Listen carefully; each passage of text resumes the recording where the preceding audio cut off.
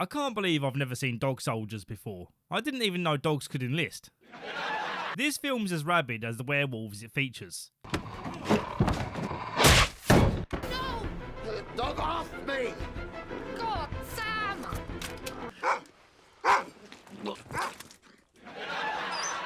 I was told it would appeal to me, as aside from it being very entertaining, it has the same rough and unpolished feeling that I enjoyed about 28 Days Later, a factor which helps immerse you in the story.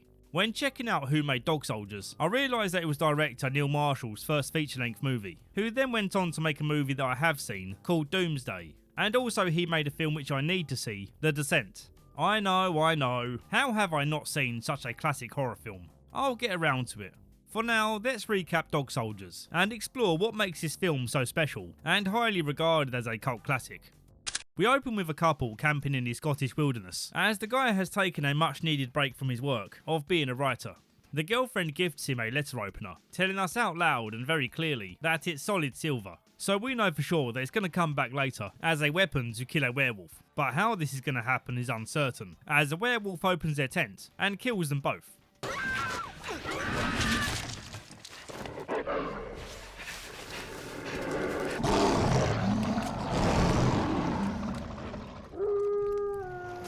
We then cut to a soldier named Cooper, who's being tested to join a secretive special ops unit. But when he refuses Captain Ryan's order to kill the dog that was chasing him, he fails this test. I didn't say I couldn't kill a dog, sir. I just will not kill that dog for no reason. You're binned, Cooper. I don't need a man of conscience. Game of Thrones fans will spot that Captain Ryan's played by Liam Cunningham, who played Sir Davos. Going back to the regular old army, Cooper is sent on a training mission, and I'm going to do you a favour here by introducing the other lads, because for the life of me, I couldn't keep up with who's who with the nauseating amount of cuts in the editing. Special Forces, you plonker. Well, bollocks to them. All right.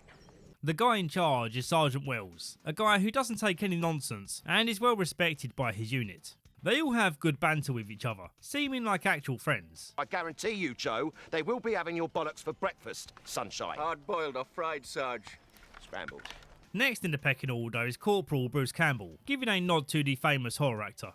Now it's time to show you some privates. Private Spoon is probably the most fun character, with a great line towards the end that I won't spoil now. Private Joe Kirkley seems to be the most antagonistic, full of complaints for being here, instead of being at home watching England v Germany. For those of you in the US, whenever England go up against Germany in the World Cup, we act like it's war times again, where the whole of Germany are actually our sworn enemies. Lastly is Private Milburn. There's not much to say about him, other than he gets spooked easily. We'll find out what happens to him later. As they make their way to the objective, we see they're being watched by Ryan. Wait, what's he doing here? On their first camping spot, I got a genuine scare, because I was so engrossed in their chatter, sharing personal stories, and a joke where the punchline is... And he looks back at the dog, and to his surprise, the dog turns around and says, That's how you do an actual good jump scare. I was not expecting that shit, and it sets up the idea that there's a predator nearby with a scary amount of strength. Instead of checking out what did it, the sergeant commands them to hold this position. F that, I want to go see. Still keeping watch, Ryan doesn't notice that he's being watched by the werewolves, until it's too late. Morning comes and the soldiers find a camp that's been torn up, and it appears that several people died here. Suspecting that this isn't a part of their training, Sarge orders Cooper to call in the evac, but then jump scare, Ryan pops up barely hanging on. Making matters worse, Cooper can't get a signal. Pretty standard fare for horror movies based in the woods, and in keeping with tropes, Ryan is too traumatised to give any answers as to what happened here. Who, Captain, who is going to come back? They tore them to pieces in front of my eyes! Again, it's Neil Marshall's first feature movie, so I'm not going to be too critical with this kind of stuff. I just point it out because it's funny. In terms of entertainment value, there's very little to criticise. The distant howls and the screams of another victim put everyone on high alert, and so the soldiers move forward, assigning spotters to keep watch. As Bruce Campbell's running through the bushes and trying to evade a werewolf, he accidentally impales himself on a branch, which came to me as such a surprise that I burst out laughing. This is one of the first signs as to how off the rails this movie will become. To have a tree branch be the first thing that kills a soldier is an interesting choice. When Sarge checks out what happened, he gets attacked too, leaving his intestines hanging out. Cooper jumps into action, stuffing them back in. It's absolutely foul, and I love it. They're not gonna fit! Of course they'll fit, man! Here! They hobble over to a road, where fortunately a stranger is passing through, and she hurries them all into the car before they get eaten. But the wheels are spinning out in the mud, as a werewolf is clawing its way inside. Whereabouts? But luckily they make it out alive. For now. The rescuer's name is Megan, and she explains that there's only one house nearby where she can take them to get patched up and plan their next move. Weirdly, the house is empty, but the lights are still on, there's a fire still burning, and also they left their dog behind. So whoever lives here can't be too far away. They put this fact behind them for now, to focus on getting warm, getting fed, and salting the Sarge's guts. Come on. Planning on keeping moving, Cooper checks on the car, but the engine has been ripped right out, so they're stuck here, and the werewolves are ready to pounce. This silhouette shot is awesome. They just about get back inside, but the carnage is just starting, and the dog isn't helping the situation, tugging on the Sarge's bandages. No! Dog off me! God, Sam! Honestly, having this mixed experience of laughter and being on the edge is an extremely rare occurrence for me. Last time I remember feeling this was while watching Shaun of the Dead, when Shaun and Ed are throwing the household objects at the zombie, who just jump scared them in the living room. This dog soldier scene, however, goes extra, with Ryan once again going to shoot a dog, but then Milburn throws up on him. That's bloody charming, that is. Cooper and Megan talk about what these creatures could be, and she doesn't seem all that scared of them, almost seeming to respect them. When Serge is about to be patched up, we get this amusing moment, where Cooper wrestles his gun away, but then Megan places it back right next to him. It's a very strange choice. I'm sure you should be chasing painkillers with whiskey. He's on there. And as a little fun trivia moment, Sean Pertwee, who plays Sergeant Wells, actually got drunk to play a more convincing drunk scene, leading him to give funny improv lines, like saying sausages, while looking down at his intestines being stitched back in. Sausages. Down in the kitchen, they wonder how Ryan made such a speedy recovery, as earlier today he was almost dead. They forcibly lift up his shirt and see that his wound has miraculously healed. Not sure what to make of this. They tie him up while they ready themselves for another wave of werewolf attacks. They shut down the generator. Why would they do that? Because they can see in the dark. And you're afraid of it. It's unclear just how resistant these werewolves are to damage, as they do seem to get wounded and make whining noises when wounded.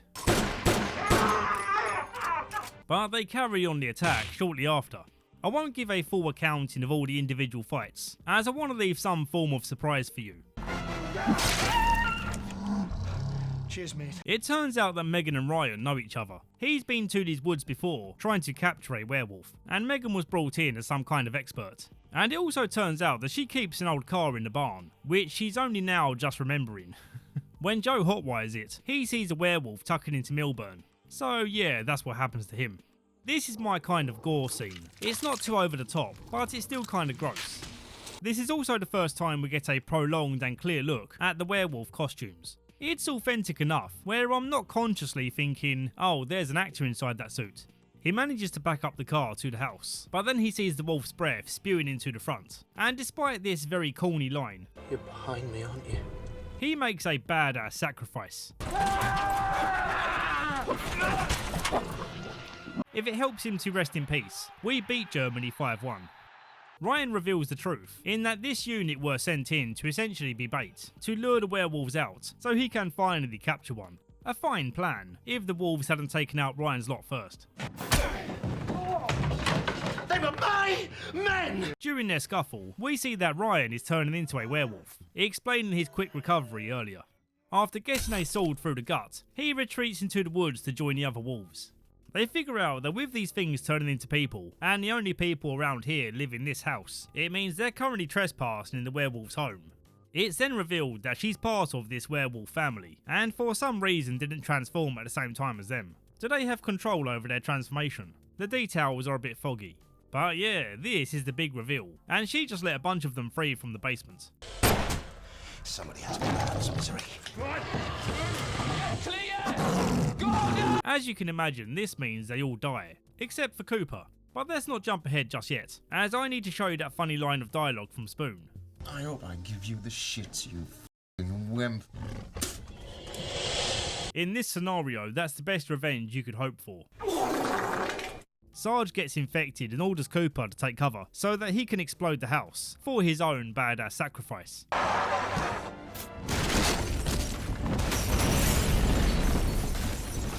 Leaving Cooper only one werewolf to deal with, and that's the one that Ryan became. They fight down in the basement, where all the bodies were dragged into.